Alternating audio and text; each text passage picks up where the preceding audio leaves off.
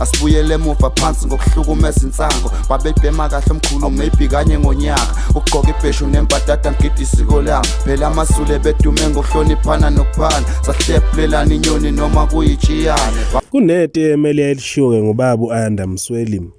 Ubaba uAnda Msweli uma ngabe ke hambela kulezi indawo zakhe la khona abani nenhlahla behlibana ke naye ebasiza uyayikhuluma itemu elithi ubuntu umphako ongaboli. Lapha ke sibhekela ke indoda yaseSwaziland. Lensizo ogama lawo lengumandla engokwadlamini khwele yadilika kwinkosi yamaNazaretha uShembe unyazi lwezulu. Lensizwa ke solo uShembe ngokuhambela ke eSwazini lapho efike khona yathwala ngabantwana ke baseSwazini. Kukhalwa ke ngokuthi ukufika kaShembe kwelaseSwazini kwenzeke ke leliyazwe lalahlekelwa ke izingane ezincane ngendlela ke engatholakali kahle. Usolwa ngokusebenzisana ke nenkosi uMswati wesithathu ukuze ke kubulawe ke abantwana ke baseSwazini. Ithi ke lensizwa kuShembe kuhlangene ke noMswati, uMswati kuthumela kamanye ke eMaswati ukuthi ke ahambe ke yobulala abantwana. Kuthiwa ke ingane ke zifa kujuqu kwelaseSwazini futhi yakwazi ukuthi ke zibulawa yini ziyalahleka azitholakala indawo. Lensizwa imthuke yashiya ke ngalazi uShembe njengoba ke zigcina imbiza ke nangomthakathi.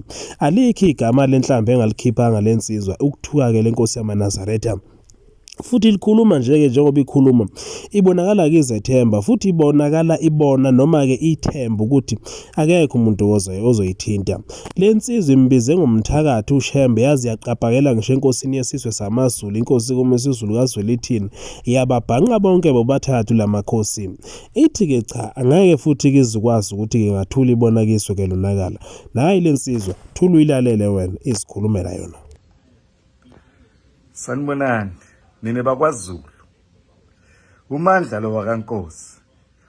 Umntana enkosi omkhulu ubuye eSwazini. Angisho ukuthi nami ngumZulu. Umama umZulu. Mina ngumSuthu. Ngiphinde kube ngumZulu. Ngiphinde ngibe liSwati. Ngidinga ngichazele nje. Ngoba aningazi ukuthi umandla ubani. Umandla lo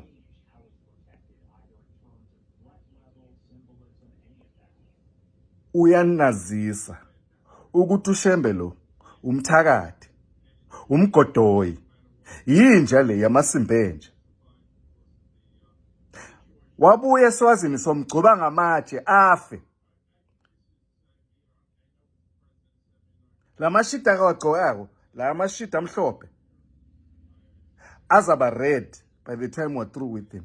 So mgcoba ngamatshe afe uShembe lo lesigebengu lesi umthakathi utshela thina ukuthi uze eSwazini uzobona inkosi nendlovukazi akezi kuzobona amaswazi.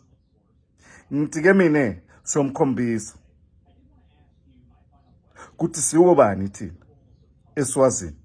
So mgcoba ngamatshe aze afe. Number 2, inkosi yenu uMisuzulu umzala wami igazi lami uMisuzulu. Bengimthanda kakhulu bengihlala naye la ngaphesheya uMisuzulu asesikolweni la. uMisuzulu bengihlala naye la in the United States. Ayikho into yakhe engayazi. Ngazi yonke into kaMisuzulu nezinto azenzayo. uMisuzulu ayikho into yakhe engayazi. Ngazi ukuthi uthandani.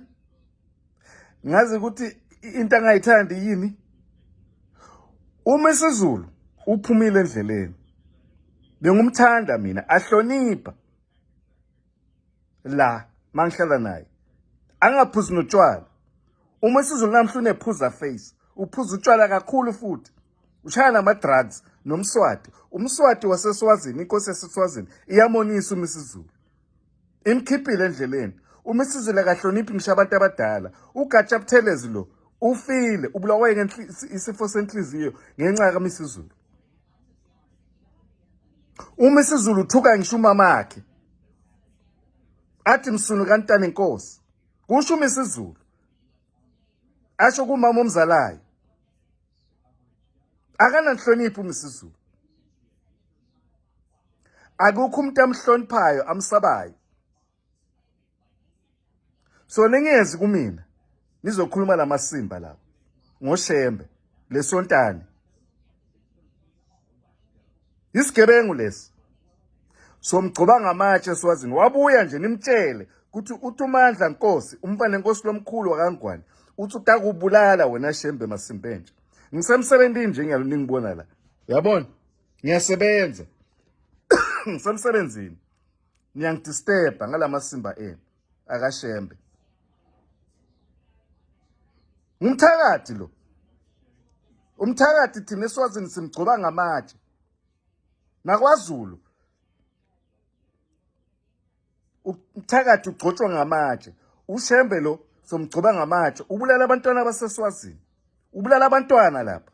Athi uqinisele Nkosi le uMakhosetive. Somgcoba ngamatshe wabuye eSwazini somgcoba ngamatshe. Ngiyanitshela kimi nemanje. Umzala wami uMisizulu uphumule endleleni inkosi yena. Nangabe niyakuvuma lokho akusiyinto engizayivuma mina. uMandla kaNkosi mina principled.